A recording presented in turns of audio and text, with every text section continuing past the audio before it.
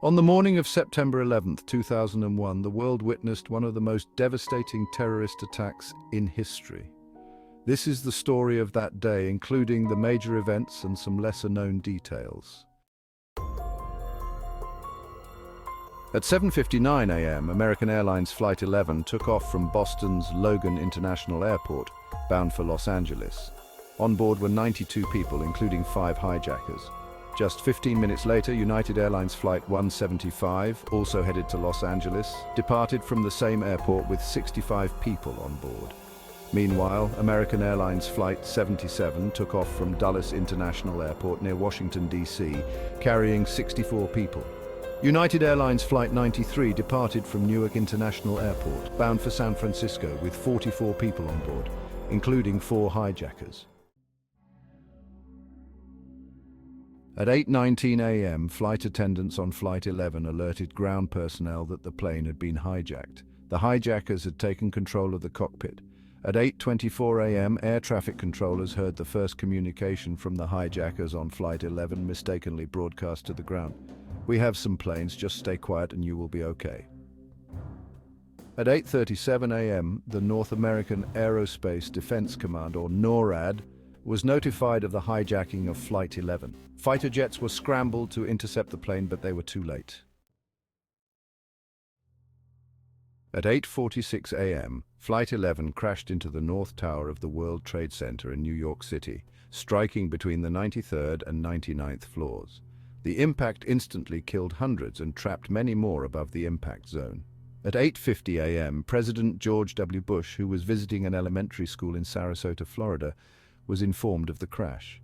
Initially, it was believed to be a tragic accident. Just 17 minutes later, at 9:03 a.m., Flight 175 crashed into the South Tower, hitting between the 77th and 85th floors. This impact confirmed that the crashes were deliberate acts of terrorism. At 9:37 a.m., American Airlines Flight 77 crashed into the Pentagon, the headquarters of the United States Department of Defense, killing 125 military and civilian personnel in addition to the 64 people on the plane. At 9:45 a.m., the Federal Aviation Administration grounded all flights across the United States, marking the first time in history that all commercial flights were ordered to land immediately. United Airlines Flight 93, which had been hijacked and was likely headed for another target in Washington, D.C., crashed into a field in Pennsylvania after passengers attempted to overpower the hijackers. Their heroic actions prevented further loss of life. At 9:59 a.m., the South Tower of the World Trade Center collapsed in just 10 seconds, sending a massive cloud of dust and debris through the streets of New York. The collapse caused extensive damage to surrounding buildings and infrastructure. At 10:28 a.m., the North Tower followed, collapsing and causing further devastation. The collapse of the towers resulted in a massive loss of life and left a smoldering pile of rubble known as Ground Zero.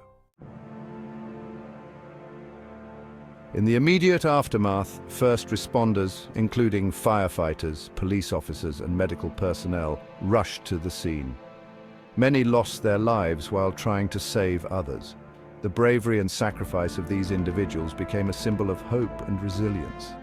The attacks prompted an outpouring of support and solidarity from around the world. Countries held vigils, moments of silence, and offered assistance to the United States. In the years following the attacks, the 9/11 Commission was established to investigate the events and provide recommendations to prevent future terrorist attacks. The Commission's report highlighted failures in intelligence and security protocols. The events of 9/11 led to the launch of the War on Terror, including the invasion of Afghanistan to dismantle al-Qaeda and remove the Taliban from power. This conflict has had lasting implications for global politics and security. In response to the attacks, the United States established the Department of Homeland Security to coordinate national efforts to protect against and respond to terrorist threats. Thousands of first responders and survivors have suffered from health issues related to the attacks, including respiratory illnesses and cancers caused by exposure to toxic dust and debris.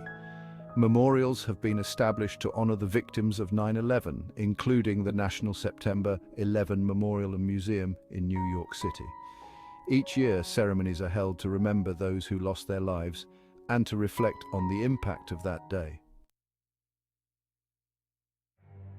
September 11, 2001 is a day that will never be forgotten. It changed the world forever and reminded us of the resilience and bravery of those who faced unimaginable horror. As we remember the events of that day, we honor the memory of the victims and the heroism of the first responders. Thank you for watching. Please like, share, and subscribe for more historical content.